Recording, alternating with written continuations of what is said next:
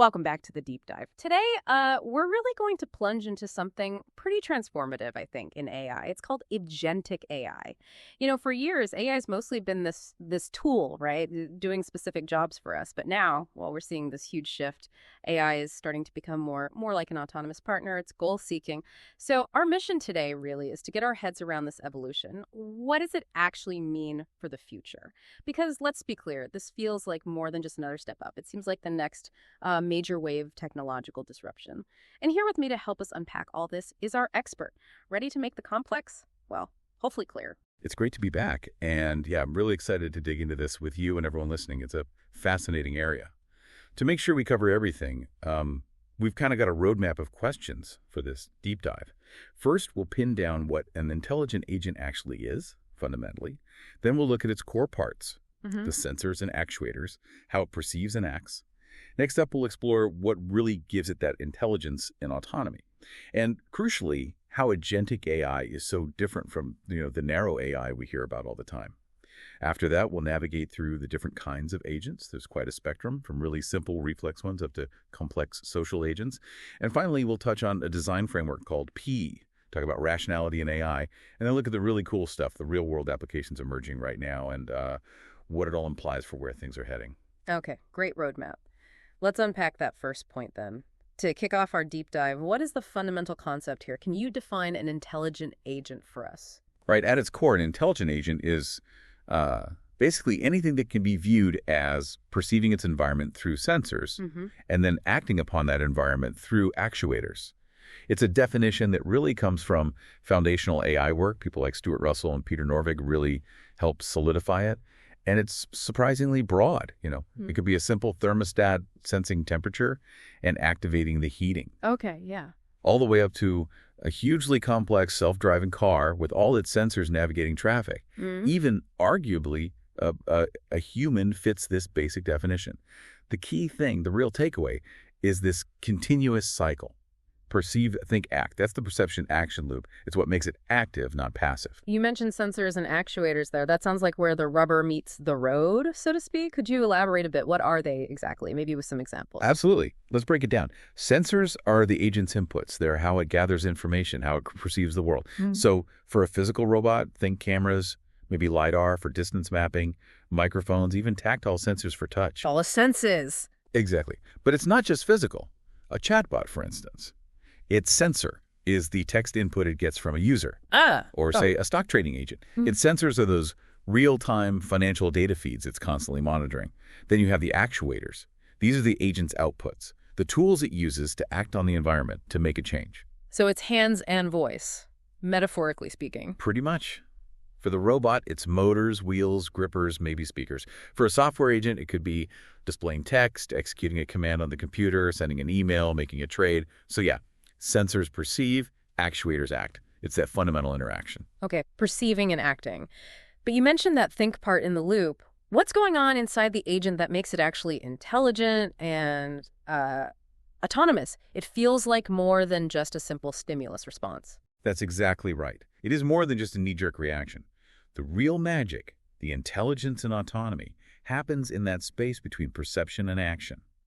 See, an intelligent agent isn't just following some rigid pre-programmed script based on the input. Instead, it takes the sensor data, processes it, and then goes through some kind of internal decision-making process. It chooses actions specifically aimed at achieving some goal it's been given. So there's a goal involved. Precisely. That think phase is where the intelligence lies, and autonomy. Well, that's about its ability to operate without needing direct human intervention all the time, sometimes for long stretches. It makes its own choices, adapting as things change, trying to best meet its objectives. It's not just waiting for orders, it's deciding what order to give itself, in a way. That idea of autonomy, of making its own choices, that really does sound like a massive departure from the AI most of us interact with day to day. So how does this agentic AI really stack up against, narrow AI or weak AI? Yeah, that comparison really gets to the heart of this whole shift. Narrow AI, which, let's face it, has been the dominant form of AI for the last decade or so, is all about performing one single specific task. It's a highly specialized tool. Like image recognition or translation. Exactly. Recognizing cats in photos, translating text, maybe your voice assistant understanding a command, or those recommendation engines on Netflix or Amazon. They can be incredibly good, sometimes superhuman at that one thing. But their intelligence is brittle. It's one-dimensional. The AI that's brilliant at playing Go can't recommend a movie, right? It doesn't understand the concept of a movie, let alone your taste. It just waits for a prompt in its domain. Right. Siloed intelligence. Precisely. Agentic AI, though, is fundamentally different. The focus is on building these autonomous systems that can pursue goals over time. An agent isn't just a function you call. It's like a continuously running process. It perceives, it reasons, it acts, all towards achieving some objective. I sometimes use the analogy of a hammer versus a carpenter. A hammer is an amazing tool for driving nails. Super specific, very effective, but it can't decide to build a house. No, definitely not. A carpenter, on the other hand, perceives the environment, has the goal build a house, and then uses tools, including a hammer, to actively take steps towards that goal. Yeah. Agentic AI is more like the carpenter. It flips the script from us using AI as a tool to potentially collaborating with AI systems that have their own goals. That carpenter analogy really helps clarify it. Okay, so the source material mentions there's a whole spectrum of these agents, from really basic ones to quite complex ones. Could you maybe walk us through the simplest type first? The simple reflex agent? Sure. Let's start at the bottom rung. The simple reflex agent. As the name suggests, it's, well, simple. Its decisions are based only on the current percept, whatever its sensors are detecting right now. It has no memory of what happened before. It's just reacting in the moment. Exactly. It works on basic if-then rules, like a really simple vacuum cleaner bot. If current square is dirty, then suck. Got it. Very direct. Very direct. Which is fine for super simple tasks in predictable environments. But their intelligence is obviously very limited. They can't consider anything they're not seeing right now, and they can easily get stuck in loops if the environment's even slightly tricky. Okay, so they're stuck in the now. How does the next step up, the model-based reflex agent, improve on that? What's the key difference? The key difference, the big improvement, is memory, or rather an internal understanding of the world. A model-based reflex agent maintains an internal state, sometimes called a model, of how the world works. Ah, like a mental map. Sort of, yeah. This model does two things. It tracks how the world might be changing even when the agent isn't directly observing it, and importantly, it tracks how the agent's own actions affect the world. Think about that self-driving car again. It needs to keep track of where other cars probably are, even if they duck behind a bus for a second. All right, you can't just forget they exist. Exactly. It updates its internal model of the traffic situation based on what it sees and what it knows about how traffic generally behaves. This allows it to make much smarter, safer decisions than just reacting to the immediate view. Okay, so adding a world model makes it smarter. But it's still sort of reactive, right? What's the next leap? Is it about having actual goals? What defines a goal-directed agent? Yeah, you nailed it. Understanding the world is great, but it doesn't intrinsically tell the agent what it should be trying to achieve. That's where goal-directed agents come in. These agents have explicit goal information. They know what counts as a desirable situation. So they know where they're trying to get to. Precisely. They combine their internal world model with this goal information to choose actions that, are likely to lead them towards achieving that goal. This often involves more complex reasoning, things like planning sequences of actions or searching through possible future states. Can you give an example? Sure. Think about a delivery drone. Its goal is to get a package to a specific address. It uses its model of the city streets, buildings, no-fly zones to plan a route from where it is now to that destination. It's looking ahead, considering consequences. That ability to plan makes its behavior much more flexible and, well, intelligent. Planning towards a goal. Makes sense. But what if there are multiple ways to reach the goal, some better than others? Is there an agent type that considers, like, the quality of the outcome or the path taken? Absolutely. That's a very important refinement. Sometimes just achieving the goal isn't enough. Maybe one route is faster but riskier, another is slower but safer, or uses less energy. This is where utility-based agents come into play. They go beyond simple goals. They have what's called a utility function. The utility function. Yeah, essentially, it's a way to quantify how good or desirable a particular state of the world is for the agent.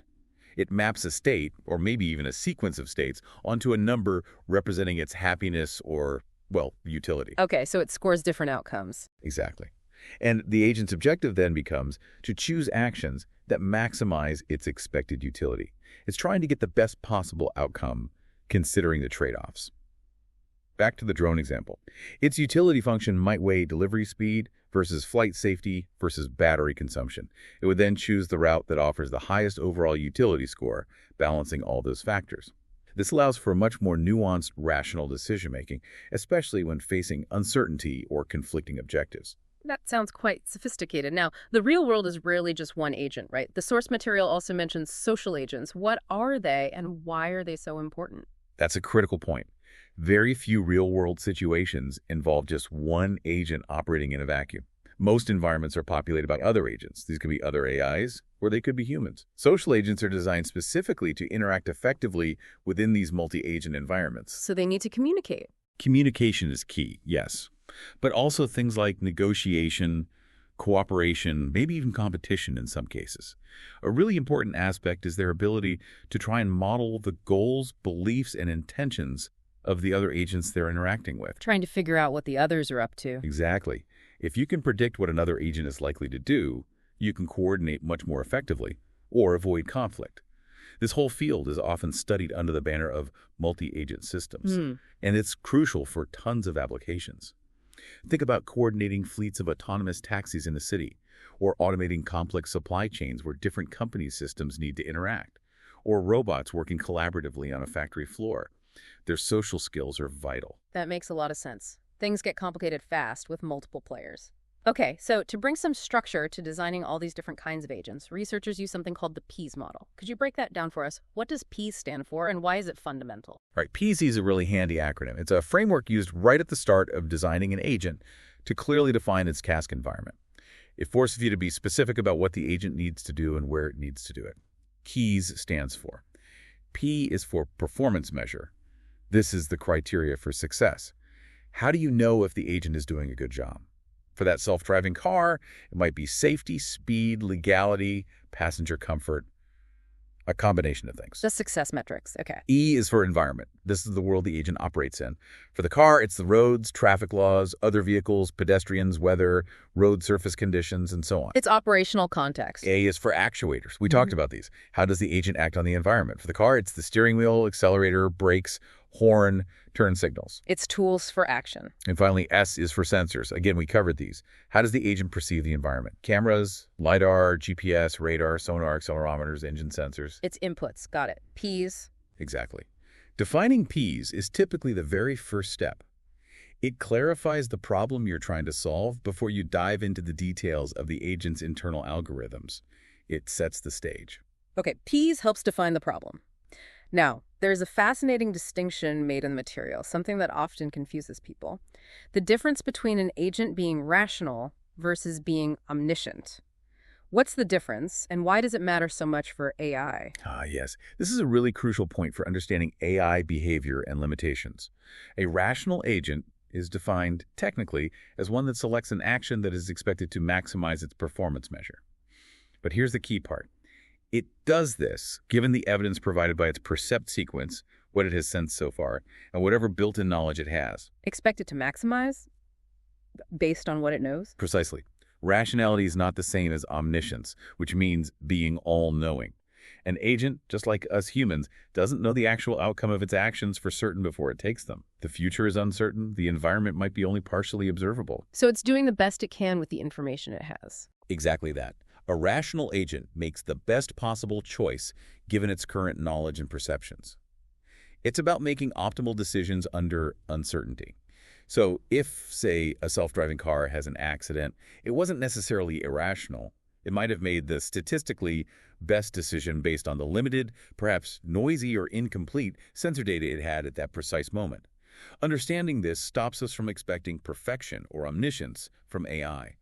They work with probabilities, not crystal balls. That's a really important clarification. It manages expectations. Okay, let's shift to the cutting edge now. How are these super powerful large language models, LLMs like GPT-4, being used to build these agentic systems that seem to be popping up everywhere? Yeah, the advent of really capable LLMs has definitely poured fuel on the fire for agentic AI research and development. It's provided a new, incredibly powerful foundation. We're seeing projects, maybe you've heard of things like AutoGPT or Agent GPT. They have, yeah, they generated a lot of buzz. Right. And what they fundamentally do is wrap an LLM, like GPT-4, inside an agentic loop, that perceive think act loop we talked about. So a user can give the system a really high-level complex goal, something much broader than a single prompt, like research the market for my new sustainable coffee brand, create a basic marketing plan, and build a simple landing page website for it. Wow, okay, that's a big task. It is. Yeah. And the agent then uses the LLM's impressive reasoning and language capabilities to autonomously break that big goal down into smaller, concrete subtasks. It might decide, okay, first I need to search for competitors, then write Python code to scrape their websites, then analyze the findings, draft marketing copy, generate HTML for the website, and so on. It can write and execute code, browse the web, read documents, learn from the results it gets back, and iterate, all driven by that initial high-level goal. So the LLM is like the brain doing the planning and reasoning within the agent structure. Exactly. It's like giving a really smart, albeit sometimes error-prone intern a complex project brief and letting them figure out the steps.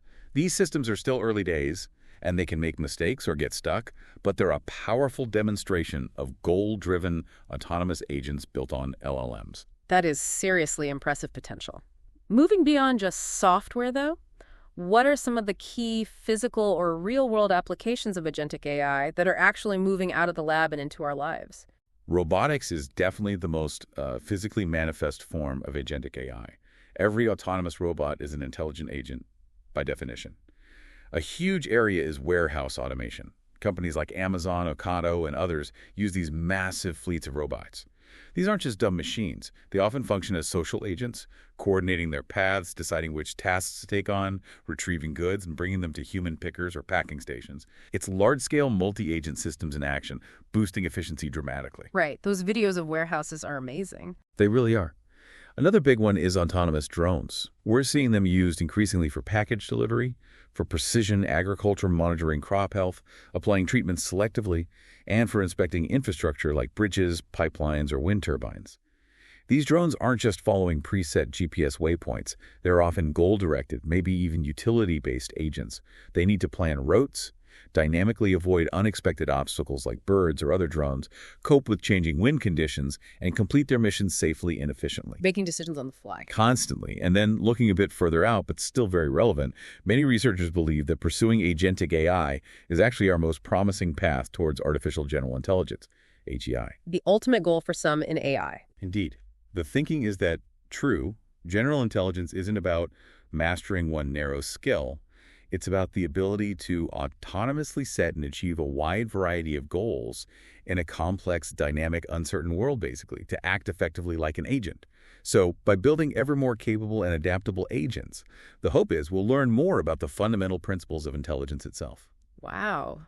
From warehouses to the quest for AGI, this has been a really comprehensive journey through agentic AI. Before we finish up, could you maybe summarize the absolute must-know takeaways from our depth dive today? Absolutely. I think it boils down to three main points. First, the really big picture. AI is shifting. It's moving beyond being just a sophisticated tool we wield towards becoming more of an autonomous, goal-seeking partner. The core concept enabling this is the intelligent agent proceeding, thinking, acting. That shift from tool to partner. Got it. Second, there's a whole spectrum of these agents, right? From simple reflex reactions to model-based reasoning, goal-directed planning, utility maximization, and even social interaction in multi-agent systems. And frameworks like PEAS help us design and understand them systematically. The spectrum of capability in the design framework. Okay. And third, this isn't just theory anymore. The impact is real and growing. We see it in those LLM-powered agents tackling complex digital tasks, and very tangibly in robotics, drones, and automation transforming physical industries. It really feels like the dawn of digital autonomy, which of course also brings profound ethical and safety challenges we need to address, like aligning their goals with ours. A great summary. And as we always like to do, let's leave our listeners with something to chew on. Based on everything we've discussed, what's one provocative thought you'd like people to mull over about the future of agentic AI? A provocative thought. Okay. As we get better and better at building these powerful autonomous agents, and as we give them more freedom to operate and even set their own sub-goals, the really critical challenge shifts. It's not just about making them smarter or more capable. It's about making them fundamentally trustworthy and aligned with human values, especially over the long term. So the question I'd leave everyone with is, how do we actually ensure that the goals these increasingly autonomous systems pursue remain beneficial for humanity and continue to align with our values, even as they learn, adapt, and operate with potentially far less direct supervision? That alignment problem. That's the big one. That is definitely something to think deeply about. Ensuring alignment as autonomy grows. A perfect note to end on. For those of you who want to go even deeper, definitely join us for our next deep dive. We'll be exploring intelligent agent architectures in much greater detail. Thank you so much for joining us on this deep dive today. If you found this exploration valuable, please do subscribe to the deep dive wherever you get your podcasts. That way you won't miss our next journey into the tech that truly matters.